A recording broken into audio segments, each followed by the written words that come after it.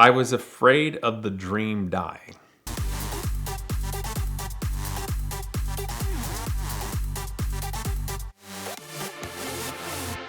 An idea I started years ago, something that became known as the Omega car, finally came to fruition this year.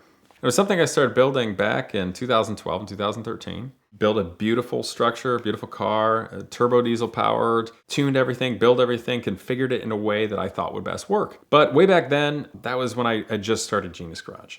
And frankly, I didn't know what to do with it.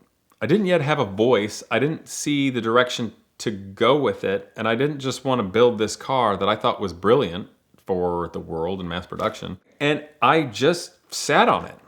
I took it to one Pittsburgh Cars and Coffee hangar party and kind of unveiled it and the design. And then it just sat in my garage for a number of years.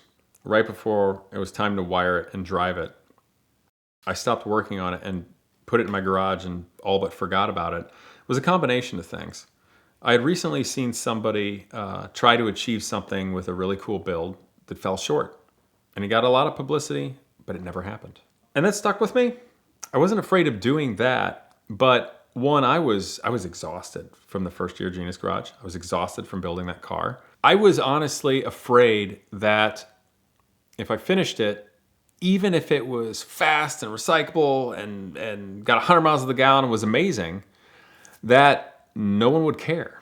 Because it was a few years earlier that I built the turbine-powered Batmobile, and it got a lot of attention all the way around the world. And the funny thing was, all the builds I did after that, I did this really cool like machine gun motorcycle that was like one of the best builds I'd done, and I'd done other things. I couldn't get any traction. Nobody cared about anything.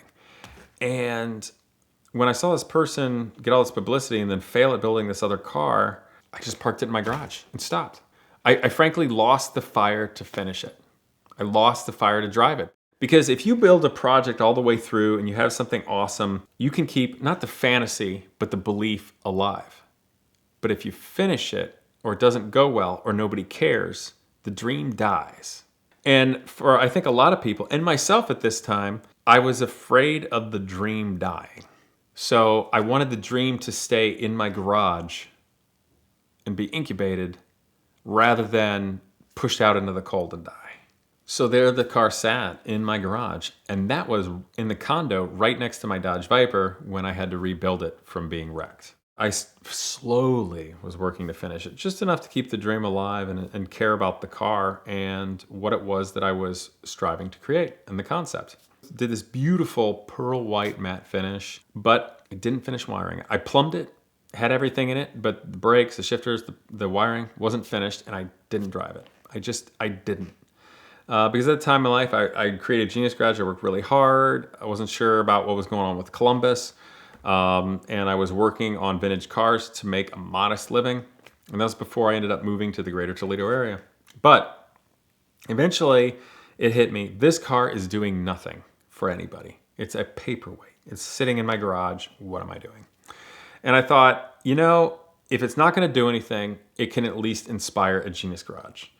And in 2017, late 17, when we got a new building that we're in right now, and I saw all the extra space we had, I'm like, okay, first of all, we can build an airplane in here, which we did. And we can also have a sweet design studio. So I'm going to bring the Omega car here and park it in the design studio so it can at least inspire.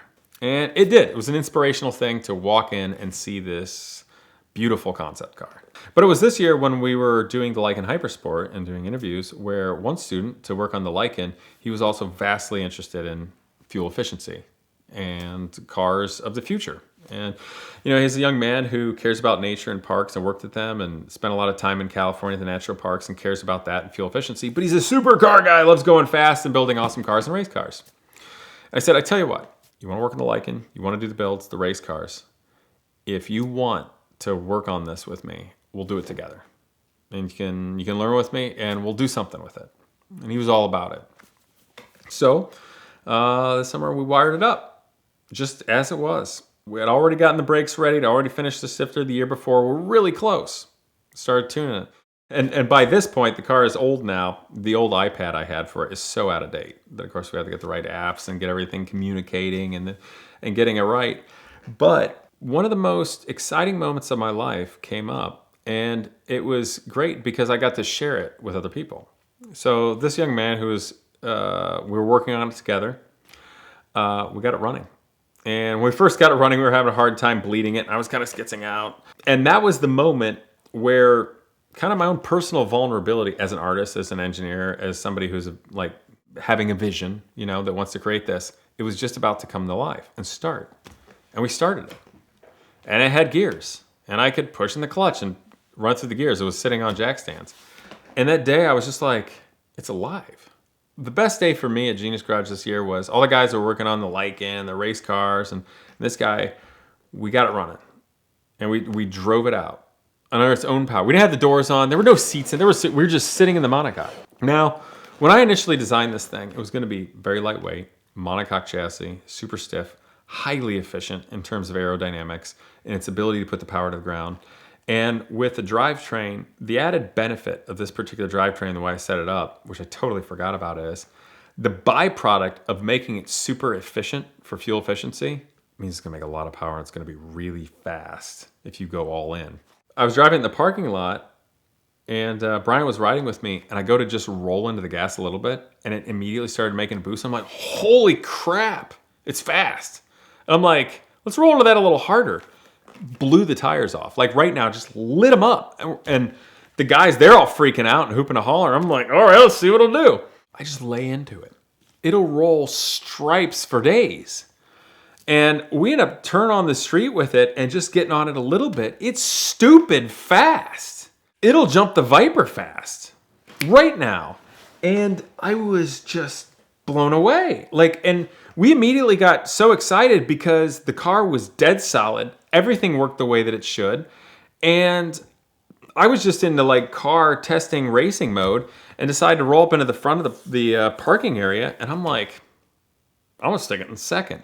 I stick it in second gear and just roll into it hard and left stripes all the way down and stick it in third gear. This is a car that's designed to be super fuel efficient, and it's stupid fast. So it's time, let's get the doors on, let's get the fairings on, let's get the hood on, let's get this thing together. Go drive it properly. So we decided to go out and do some just initial testing. Do like a 20-mile loop through the countryside. We're gonna initially test it. Brian drove it initially, and I, of course, was driving it as well. And we had a camera car out, a chase vehicle. Here's the thing about it in testing that I just couldn't even wrap my head around. Way back when it was a concept, you envision something in your head. You design it in your head. You imagine what the structure would be, how strong it would be, how efficient it would be, how slippery it would be, how everything would be. But in real life, so few things measure up to what you imagined. But in this circumstance, it exceeded everything I imagined and checked off all the boxes I thought. But when we did our 20-mile loop test loop, and we were just trying to check systems and suspension, we were doing some hard accelerations, we were driving slow, we were doing nothing to try to get miles per gallon. But when we had it dialed in, we came back and realized we just got 75 miles to the gallon, not even trying. When everything that originally was designed came true. And it's interesting looking back, because I don't know if I should have just wired it and finished everything back then and done it back then, or if it was one of like those things that was meant to be, that it served a greater good in doing this with the students for people to see it. But that was the moment when the dream became reality. Homeowners insurance may just seem like some boring thing that you have to get a mortgage, but it can be a surprising way to actually save a lot of money. Policy Genius is your advocate to do that. They shop your policy and your insurance needs amongst all the major carriers and find you the best deal. In fact, every time it renews, Policy Genius does it all over again. They check everybody else, they make sure you're getting the best deal, and if there's a better deal out there, they switch you for free. Policy Genius can also bundle your homeowner's policy with your car insurance policy and save you even more. Policy Genius has saved their combined auto and home insurance customers an average of $1,127 a year. So visit the link in the description below, tell them a little bit about yourself and your property, and they'll tell you if you're getting the best deal. Be sure to thank them for their support of VinWiki.